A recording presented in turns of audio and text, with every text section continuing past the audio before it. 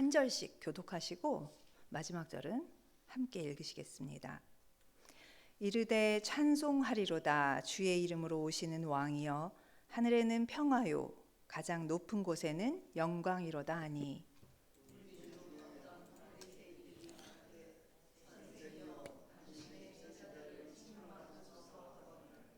대답하여 이르시되 내가 너희에게 말하노니 만일 이 사람들이 침묵하면 돌들이 소리 지르리라 하시니라.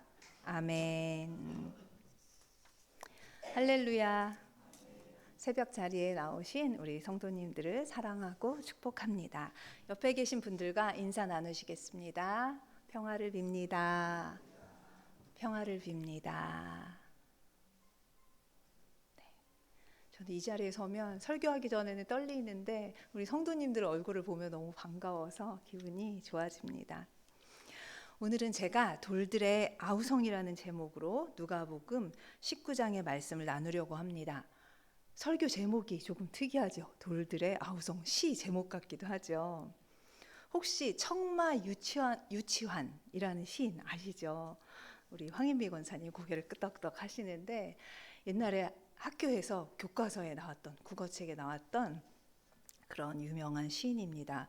혹시 행복이란 시, 또 깃발이라는 시 생각나세요? 그 행복은 제가 잠깐 들려드릴까요? 너무 좋으니까. 사랑하는 것은 사랑을 받는 이보다 행복하나니라. 오늘도 나는 에메랄드빛 하늘이 환히 내다보는 우체국 창문 앞에 와서 너에게 편지를 쓴다. 이렇게 시작되는 시였고요. 또 깃발이라는 시는 시험 문제에 참 많이 나와가지고 열심히 형광펜으로 줄치면서 공부했던 기억이 있습니다. 제가 앞부분만 조금 읽어드리겠습니다. 이것은 소리 없는 아우성, 저 푸른 해원을 향하여 흔드는 영원한 노스텔지어의 손수건. 순정은 물결같이 바람에 나부끼고 오로지 맑고 곧은 이념의 표대 끝에 애수는 백로처럼 날개를 펴다. 깃발이 바람에 펄럭이는 그 모습을 이렇게 시로 담아냈습니다. 저는 오늘 전할 그 본문의 말씀을 읽다가 이 시가 생각이 났습니다. 누가복음 19장에서 바리새인들이 예루살렘으로 입성하시는 나귀를 타고 오신 그 예수님을 보면서 주의 이름으로 오시는 왕이여 라고 칭송을 하니까 바리새인들이 그 말에 못마땅해서 예수님께 말합니다. 저 사람들을 책망하십시오. 저 사람들이 감히 주의 이름으로 오는 왕이라고 당신을 이야기하고 있으니까 당신의 제자들이니까 당신이 혼내세요. 이렇게 이야기를 합니다. 그때 예수님이 어떻게 대답하십니까? 만일 이 사람들이 침묵하면 돌들이 소리 지르리라. 이렇게 대답을 하십니다. 눈치채셨겠지만 저는 이 구절, 돌들이 소리 지르리라, 이 구절을 묵상하다가 이 깃발이라는 시, 소리 없는 아우성이라는 구절이 문득 떠올랐습니다. 시인은 바람에 흔들리는 그 하얀 깃발을 보면서 왜 소리 없는 아우성이라고 표현을 했을까요? 그것은 이상향을 향해서 훨훨 날아가고 싶지만 딱 그 깃대에 묶여서 펄럭이기만 할 뿐 날아가지 못하는 그 깃발이 마치 현실에 매여서 이상을 펼치지 못하는 자신의 모습과 같다고 느꼈기 때문에 그렇게 표현을 한 것입니다. 그래서 깃발이 아우성을 치는 것이 아니라 사실은 시인 자신이 그 내면에서 그 안타까움으로 아우성을 치고 있는 그 자신의 모습을 깃발에다가 투영하여 표현을 한 것입니다. 그렇다면 예수님께서는 왜 어떤 이유에서 말도 못하고 생각도 못하는 그 돌들에게 소리 지른다는 그런 표현을 하신 걸까요? 저는 이 구절에 대해서 두 가지 해석이 가능하다고 생각합니다.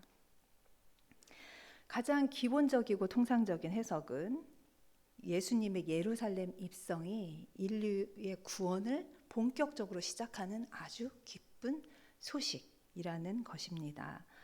예수님이 십자가 고난을 통해서 제 가운데 있는 인류가 구원을 받고 또 그동안 단절되었던 하나님과의 관계를 회복한다는 것이 너무나 기쁜 일이어서 사람들은 물론이고 생명이 없는 돌들까지도 기쁨의 소리를 지른다는 그런 이야기입니다. 인류의 타락은 온 피조 세계의 타락을 불러왔습니다. 창세기 3장을 보면 이렇게 나와 있습니다. 하나님께서 아담에게 땅이 너 때문에 저주를 받아서 가시와 엉겅퀴를 낼 것이다. 너는 수고하지 않으면 먹지 못할 것이다. 이렇게 이야기를 하십니다. 그래서 구원의 소식은 사람에게 뿐만 아니라 온 피조물, 자연에게도 기쁜 소식이 아닐 수 없습니다.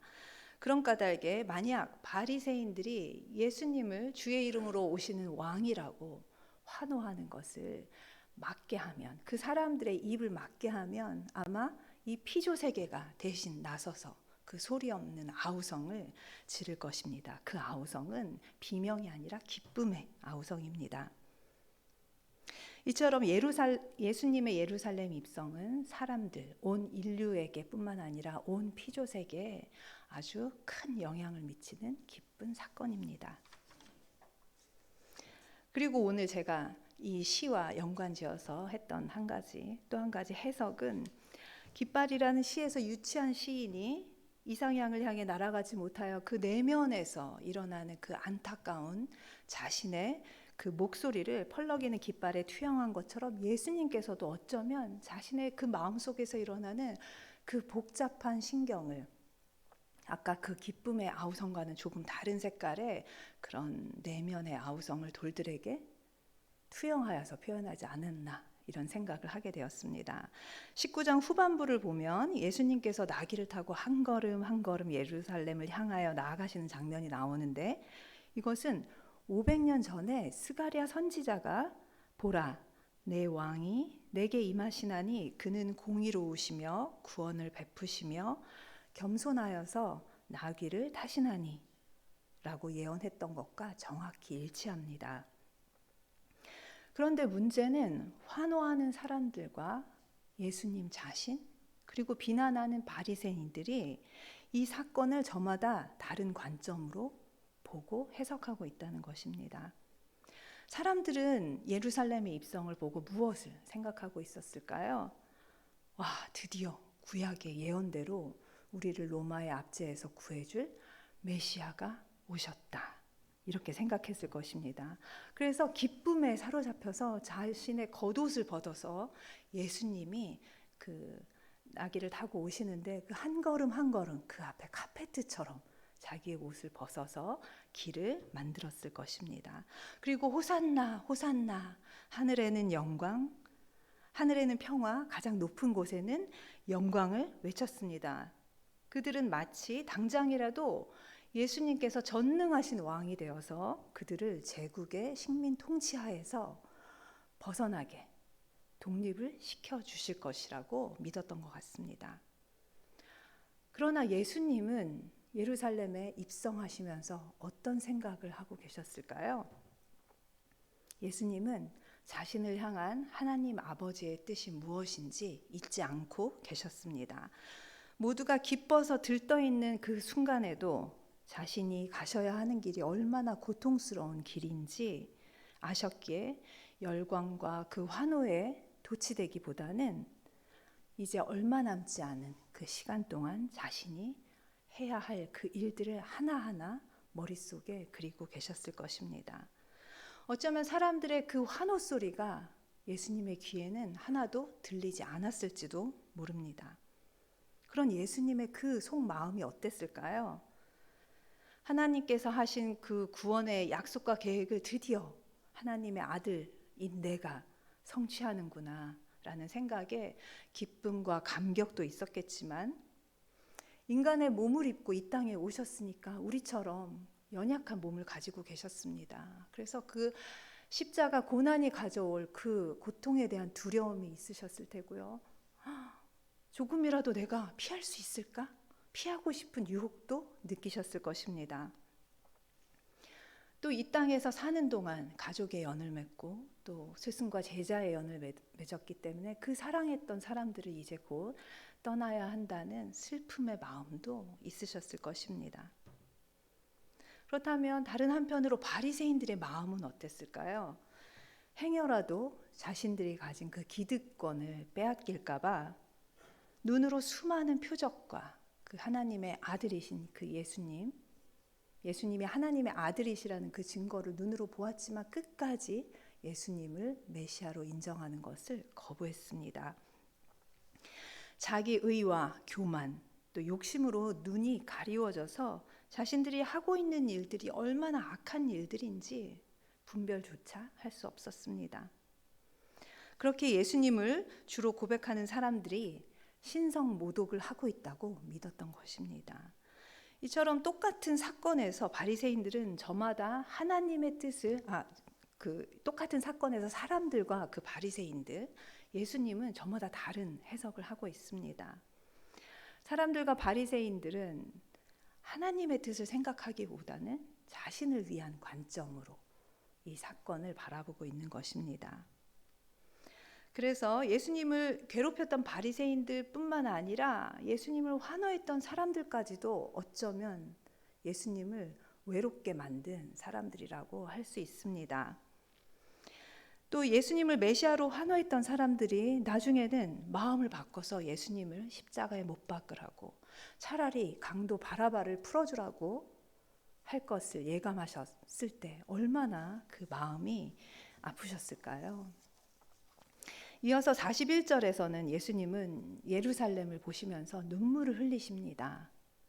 아직 평화의 때이지만 예수님은 인류의 과거와 현재와 미래를 보실 수 있는 하나님의 아들이셨습니다.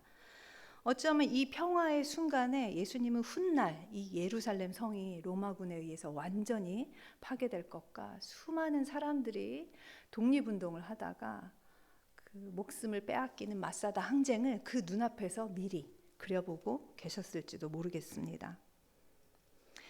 예수님께서는 십자가에 달려 돌아가시기 전까지 이 땅에 속하신 분이셨습니다. 하지만 하나님 아버지 외에는 그 마음을 함께 나누고 위로를 구할, 공감해줄 사람들이 없었습니다. 제자들조차도 예수님의 그 뜻을 온전히 헤아리지 못했으니까요. 그래서 혼자만 느끼셨을 그 외로움과 고통, 슬픔, 사람들에 대한 연민의 감정을 아무 말 없는 돌들에게 투영하여서 돌들이 소리 지른다고. 이것은 기쁨의 소리가 아니라 어쩌면 비명일지도 모르겠습니다. 그런 마치 시와 같은 표현을 하신 게 아닐까라는 생각이 저는 들었습니다. 말씀을 맺겠습니다. 저는 초등부 친구들에게 설교를 할 때 얘들아, 하나님의 마음, 예수님의 마음을 이해하려면 상상력이 필요해. 눈을 감고 한번 상상해봐. 예수님을 닮기 위해서는 예수님을 온전히 이해하는 것이 필요한데 그렇게 하기 위해서는 저희들이 이 성경책을 그냥 문자 그대로 읽어 나가는 것만으로는 때로는 부족한 것 같습니다. 눈을 감고 상상을 해야 예수님의 그 마음을 온전히 헤아릴 수 있을 것 같습니다. 마음이 무거웠던 고난주간이 사순절이 이제 지나고 기쁨의 부활절 셋째 주를 보내고 있는 요즘이지만 예수님을 이해함으로써 제자된 삶을 살기 위해서는 묵묵히 자신을 희생하면서 느꼈을 그 예수님의 외로움과 고독을 한번 상상해 보시고 묵상해 보시는 하루가 되셨으면 좋겠습니다. 기도하겠습니다.